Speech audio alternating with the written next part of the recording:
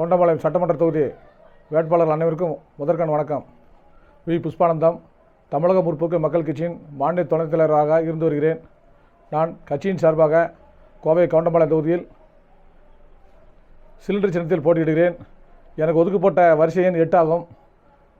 கவுண்டம்பாளையம் வாக்குள்ளவர்கள் அனைவரும் வரிசை எண் 8 எனக்கு சிலிண்டர் சின்னத்திற்கு வாக்களிக்கும்படி தங்களை அன்புடன் கேட்டுக்கொள்கிறேன். எங்களது கட்சியின் தேர்தல் வாக்குறுதிகள்: தொகுதி மக்களின் பிரச்சனைகளை உடனுக்குடன் தீர்க்க பாடுபடுவேன். விலைவாசி உயர்வை கட்டுப்படுத்த குரல் கொடுப்பேன். கல்விக் கடனை முழுமையாக ரத்து செய்ய முயற்சி எடுப்பேன். கவுண்டம்பாளையம் தொகுதிக்குட்பட்ட அனைத்து அலுவலகங்களிலும் பணிபுரியும் ஒப்பந்த தூய்மை பணியாளர்களை நிரந்தர செய்ய நடவடிக்கை எடுப்பேன். ரேஷன் கடைகளில் தரமான பொருட்கள் வழங்க நடவடிக்கை எடுக்கப்படும். தொகுதி மக்களின் பிரச்சனைகள் தீர்க்கப்படும்.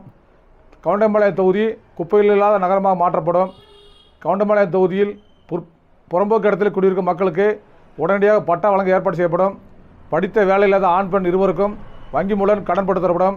எங்களது கட்சியின் மாநில தலைவராக மதிப்பிற்கும் மரியாதைக்குரிய திரு சக்திவேல் ஐயா அவர்கள், எழுச்சி புயல் ஐயா அவர்கள் சென்னை உயர்நீதிமன்றத்தில் வழக்கறிஞராக பணியாற்றுகிறார்கள். கட்சியின் சார்பாக நான் கவுண்டம்பாளையம் தொகுதியில் போட்டியிடுகிறேன். அதேபோல் கோவை தெற்கு தொகுதியில் அருகில் அமர்ந்திருக்கும் மகேஸ்வரன் அவர்களும் கோவை தெற்கு தொகுதியில் போட்டியிடுகிறார்கள். அதேபோல் மீனாட்சி சுந்தர் என்பவரும் கோவை வடக்கு தொகுதியில் தமிழக முற்போக்கு மக்கள் கட்சியின் சார்பாக 3 பேரும் போட்டியிடும் என்பது குறிப்பிடத்தக்கது. எங்களுக்கு வாக்காளர் பெருமக்கள் அனைவரும் சிலிண்டர் சின்னத்திற்கு வாக்களிக்கும்படி தங்களை அன்புடன் கேட்டுக்கொள்கிறோம்.